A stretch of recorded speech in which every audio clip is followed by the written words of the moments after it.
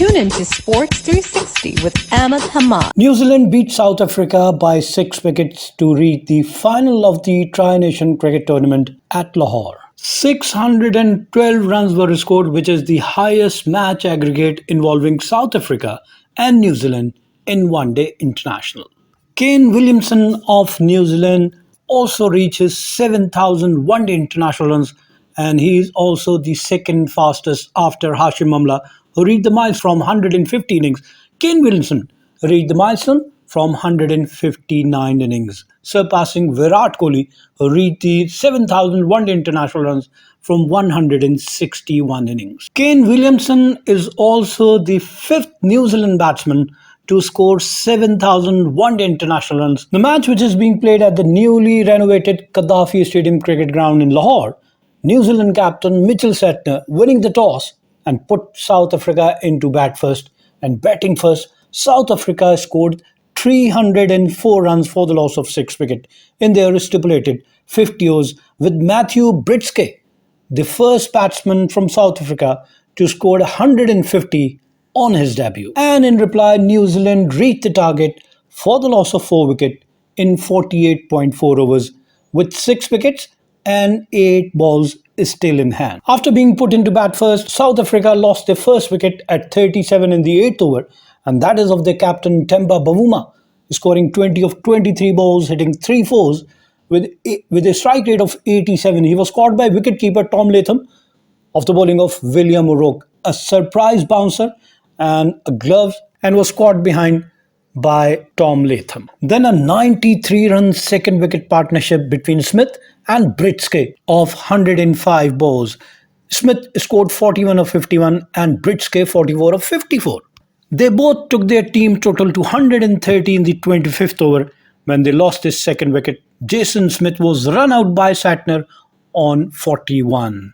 He scored 41 of 51 balls, hitting 1 fours and 2 sixes with a strike rate of 80. 2 runs later, Kyle Verrennen also departed. South Africa were 130 in the 27th over, and Kyle Verrennen was clean bowled by Michael Bracewell for just 1. Then a 131 runs fourth wicket partnership of 114 balls, in which Breetzke contributed 92 of 68 and Van Mulder 34 of 46. And the partnership took South Africa to a very commanding position at 263. They lost their fourth wicket, and that is of Matthew Breetzke in the 46th over. He was finally out after scoring 150 of 148 balls, hitting 11 fours and 5 sixes with a strike rate of 101. He was caught by Michael Bracewell off the bowling of Matt Henry. Then 37 runs were added for the fifth wicket, and Van Mulder was the fifth to go at exactly 300 in the 49th over, and Van Mulder scored a brilliant 64 of 60 ball, hitting 5 fours and 1 6.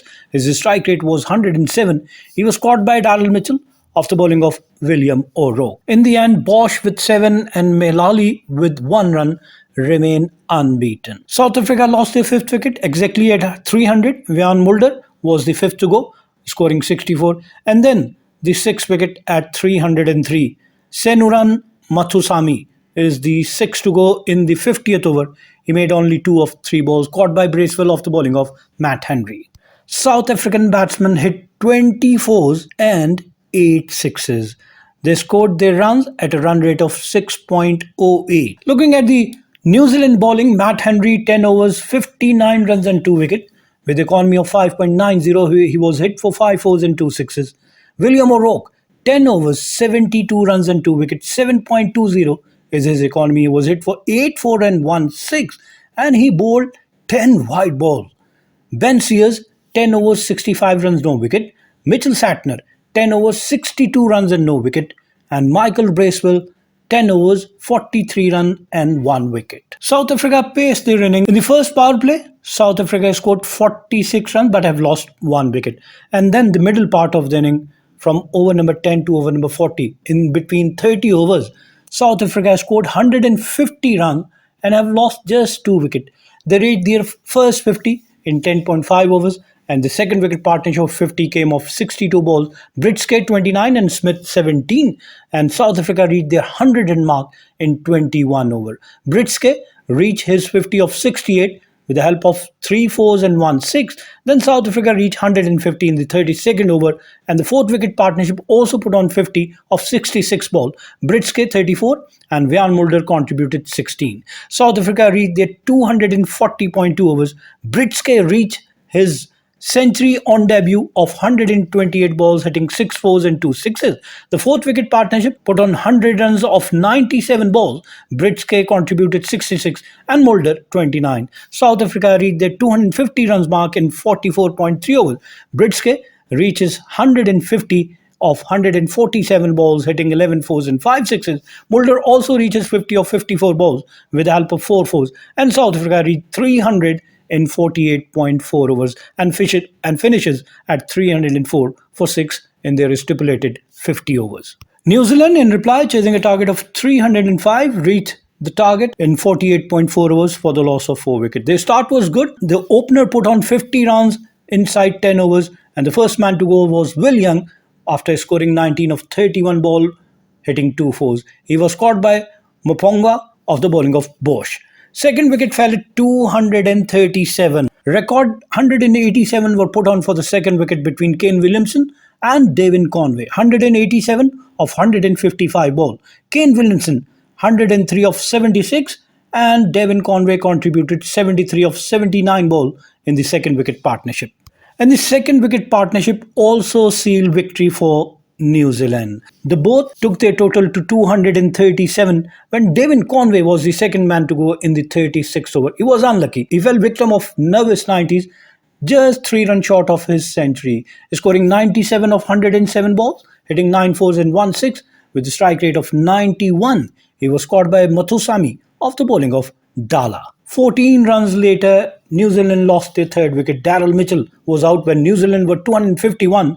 He scored 10 of 10 balls, hitting 1 6, caught by Mulder of the bowling of Mathusami. Then the fourth wicket also fell. Back-to-back 2 wickets of Tom Latham, 251 for 4. And Tom Latham, again in the second match, failed to score a big total. Out without scoring on the very first ball, leg before by Mathusami. In the end, Kane Williamson with 133 reaching his 7,000 one-day international runs, and Glenn Phillips, who scored a century in the first game against Pakistan, scored another 28 of 32 balls, hitting 1 4 and 1 6. And New Zealand reached the target in 48.4 overs for the loss of 4 wickets. New Zealand batsmen hit 25 fours and 5 sixes. They scored their runs at a run rate of 6.32.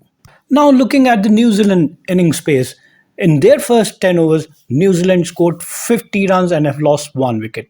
Their 50 came of 9.1 over, and the first wicket of 50 came of 55 ball. Williamson contributed 19 and Devon Conway 24. And then the middle part of the inning, over number 10 to over number 40, South Africa scored 150 runs for the loss of 2 wickets in 30 overs. Keep on watching Sports 360 with Ahmed Hamad for latest news, views, and interviews of sports personalities from around the world.